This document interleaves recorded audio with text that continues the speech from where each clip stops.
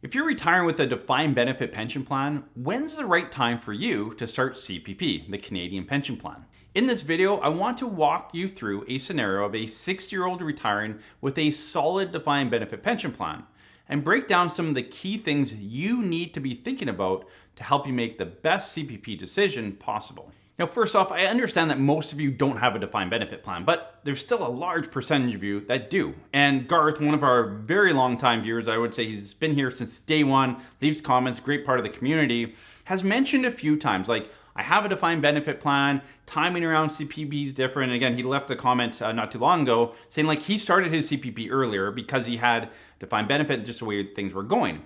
Now, again, a lot of you have that mentality, or maybe you have a defined benefit plan or some sort of payment that will pay till age 65, and by default, you start your CPP at 65.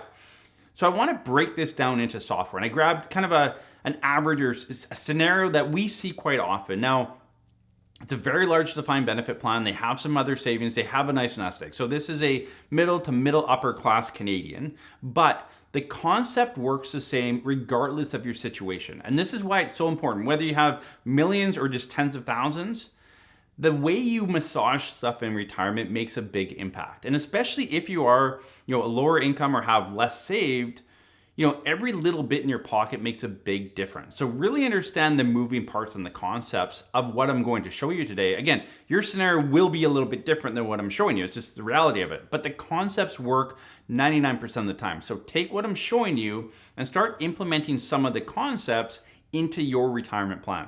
So if we jump into the software here, you'll see that this person, Yolanda, YouTube, single person, has a defined benefit pension plan starting at age 60, which she is age 60, entering retirement.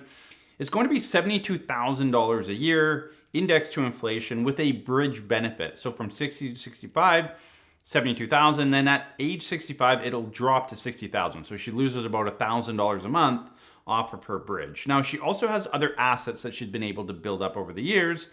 She has an RSP worth $300,000, a TFSA worth $125,000, and a non-registered cash investment of $50,000 with a cost base of $40,000. So a little bit of a capital gain there on that. Now, Yolanda has paid into CPP. She's going to be at 80% max. Some of that's based on retiring earlier and some lower earning years earlier in life. So 80% of max at age 65, which she plans to take it at 65. That's when her bridge benefit drops off, and she wants to start her CPP at that point. Her old age security also at age 65. She's been in Canada her whole life, so she'll get 100%. So that's a breakdown on the government benefit side. Now, within the planning, Yolanda was wanting to draw her defined benefit plan. Obviously, that's a bulk majority of her income that she's going to draw in, but not touch her RRSPs for a few years. And the idea was, let's live off my non-registered investments and my TFSA to keep my tax bill low. And you can see her effective or average tax rate floats around 17%. Now, once she starts drawing on her RSP, it jumps up to 20%. So yes, she's keeping her tax bill low for longer, and then it'll increase from there. And this is how a lot of people with a defined benefit plan do it. They don't start their CPP or old age security at 60, great, but they also don't touch their RSP. They pull off cash, non-registered, TFSA, that kind of stuff. Now you can see here, if we add everything up, we have Yolanda living till age 90. She has an after-tax adjusted to inflation income of $82,936. Now, again, a very nice income, but let's see if we can do a little bit better with a little bit of planning for her. Before I jump into the full planning, I do want to show you, because a lot of you fall into this too, is you delay your RRIF or your RSP all the way to age 72. Like you convert it at 71, start taking it at 72, and you can see here, I bumped it all the way till about age 70. There is some money just because she runs out of money, so she has to start taking it there. But you can see the income, 82,782, so it's a little bit less, but roughly the same. Again, delaying that RSP or the RRIF meltdown is giving her roughly the same at 65 or at about 68, 69. But can we do better than this with a little bit of planning? So for most of you with that defined benefit, especially when you have that bridge benefit, you think, well, I have extra money coming in. I can't draw down my RSP or else I really have like way too much income coming in. And that's not beneficial for me. Like I want to push everything down the road. I'll live off cash, TFSA, etc. And you'll see here in a second, that typically doesn't work out best for you. In fact, it usually gives you a lot less money in your pocket, and you'll end up paying more taxes as well. So it's counterintuitive. And again, a lot of you, this is where you need to bring kind of the thoughts and concepts down into software with your financial planner, work through some numbers to figure out the best solution for you. And again, this Yolanda YouTube example is just an example. What does yours look like? But chances are the concepts and the flow are going to be similar to what I'm going to show you right now. Now here's a much better plan for Yolanda. So you can see the real, so after tax in pocket adjusted to inflation income has jumped all the way to $84,904. So almost $85,000 a year. So over $2,000 more every year after tax adjusted to inflation for 30 years. That's a lot of money. Now, how do we get there? Obviously, her pension's the same. It decreases with the bridge benefit. We've bumped both CPP and, for her, old age security all the way to 70. Now, we bumped the old age security because there was clawback. If there wasn't clawback, I would have been okay taking the OAS at 65. But because of clawback, it worked better to delay both all the way till 70. And if you scroll over a bit, you'll see RRSP. Look at that. We're actually drawing down all of her RRSP between 60 and 70.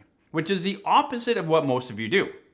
So while most of you are doing the opposite of this, you can see for Yolanda, and it probably is the same for you, it actually works out better for her to get rid of that RSP, draw it down, take the 8.4% guaranteed on her CPP later on, level out the tax a little bit better, and it's given her almost $100,000 more of income, which I'll show you here in a second, through her retirement. Now, there's a little bit of money coming out of the non-registered account every year, and that's really just a little bit of extra money to hit that income need of $84,000. If she didn't need that much, you could leave some money in there, let it grow over time, top up the TFSA, etc. I haven't played around with topping up TFSA, all that in here. Not too worried about that. That'll just add to it.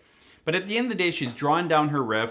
She'll end up starting CPP and old age security once those accounts are drawn down.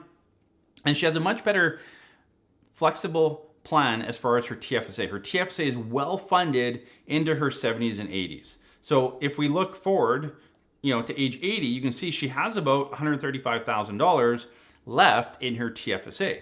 So if she has an emergency, she needs flexibility, it's there. And for a lot of you living on a defined benefit plan, you need to create that flexibility in your plan. So not only here are we getting more income, but we're also creating that flexibility. If we go back to the original example of not drawing down her RSP, living off the other money, you can see at age 80, there's nothing left in her TFSA. There's nothing left in her non-registered account. That means that if she had an emergency, if she needed to draw money, she has to draw it from her RSP or her RRIF at that point. So it's all taxable. Like at this point, all of her income and assets would be RRIF, CPP, old age security, and defined benefit pension plan. Every single thing is taxable. Not a flexible plan, not a great way to walk through your retirement. So here's a direct comparison of not drawing down the RSP, worrying about your defined benefit being too taxable, et cetera, et cetera. So basically option 1 versus option 3. Option 3 is planning, doing what 99% of you should be doing. And you can see the lifetime expenses. That's how much income you're gonna draw in through your retirement from 60 to 90. She's going to collect $90,000 more in her pocket after tax because of this planning. So she's getting much more. And again, this is drawing down her RSP, which most of you think is not the best way to do it. You can see her lifetime government benefit. She's collecting $291,000 more from the government by waiting to take CPP and old age security. Again, we all want more from the government, but most of us are taking less because of decisions we're making. You can see there's a much less clawback within the plan as well, which is a huge, huge impact.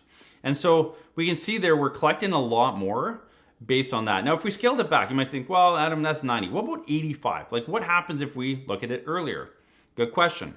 You can see at age 85, so 60 to 85, we're still collecting $70,000 more after tax in her pocket. We're getting $163,000 more from the government, and again, better situation for clawback.